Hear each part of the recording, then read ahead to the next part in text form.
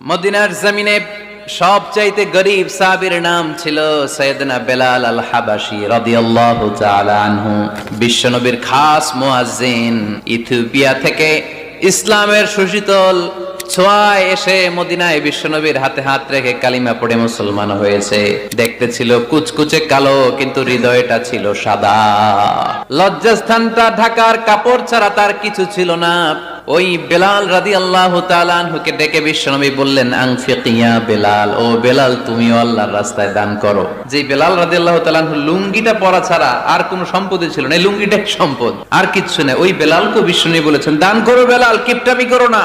কিয়ামতের দিন আমল নামা দেখে তারা অবাক হয়ে যাবে, বলবে আল্লাহ এত ভালো কাজ আমি দুনিয়ায় করি নাই, হয়তো এটা আমার আমল নামা নয়, ফেরেশতারা ভুল করে অন্যের আমল নামা আমাকে দিয়ে দিয়েছে। আল্লাহ বলবেন না, আমার ফেরেশতারা ভুল করে না। ফেরেশতারা ভুল করে নাকি? তোমার আমল নামাই তোমার হাতে পৌঁছেছে। দানকারী বলবে, আল্লাহ এত ভালো কাজ আমি করি নাই, কি করে এত আমলের পাহাড়?